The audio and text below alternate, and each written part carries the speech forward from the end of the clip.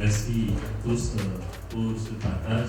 Je voudrais simplement rappeler que nous n'avons pas intérêt à nous laisser emporter par la fatigue ou par la précipitation. L'analyse des films, c'est une école. Cela nous permet de voir ce que les autres ont fait, mais cela éveille aussi nos sens à ce qui vient de l'extérieur.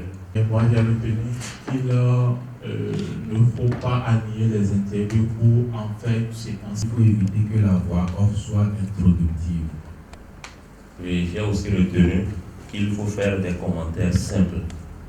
J'ai retenu qu'un film documentaire est fait d'action et non une succession d'interviews. J'ai retenu que l'analyse des films est une école. Et donc, on comprend par là que toutes ces idées qui ont été émises hier, ce matin, nous les avons apprises hier pendant la diffusion. Donc, on comprend que les uns et les autres étaient attentifs lors des échanges et c'est déjà une bonne chose parce que nous sommes dans une disposition école, une disposition apprentissage.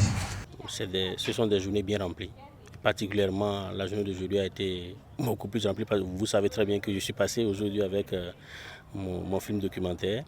Et quand vous avez fait quelque chose, quand vous avez essayé de produire quelque chose et qu'on amène ça sur la table d'analyse et qu'on essaye de disséquer, de décortiquer, de déculotter comme on le dit et de mettre devant vous les insuffisances et les réelles, qu'on appelle, les réelles capacités dont vous avez fait montre, ça ne peut que vous réjouir.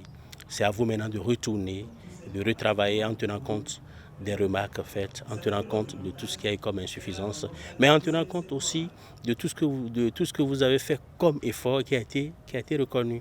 Moi, je crois que c'est ça qui est l'important. Vous savez, quand on produit un film et quand on la visualise soi-même, on a du mal à détecter certaines erreurs. Voilà, donc nous avons besoin d'un œil extérieur pour pouvoir nous dire nos erreurs afin que nous puissions donc les corriger. Et c'est ce qui s'est passé aujourd'hui a été vraiment une opportunité pour nous de reconnaître nos erreurs et de pouvoir appliquer des corrections pour les jours à venir.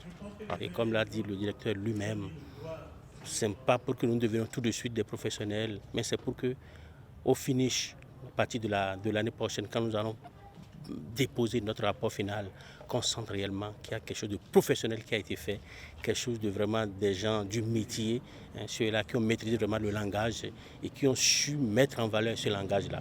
Et je crois que sur cette lancée, on ne peut que se réjouir.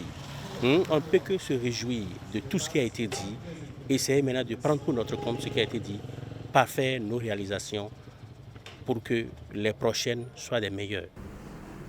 Quand vous faites une bonne recherche, ça va vous permettre de bâtir convenablement vos séquences et de pouvoir documenter chaque séquence.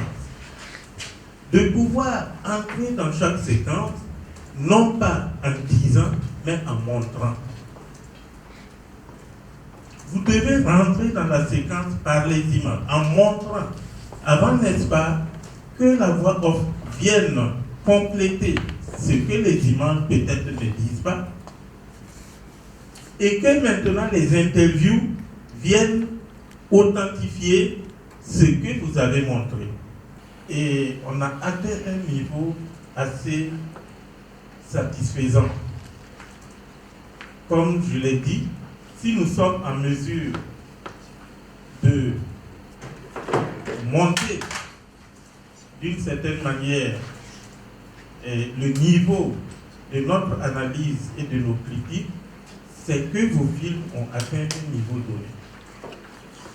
On n'est plus au béaba, disons, de la prise de vue ou du montage.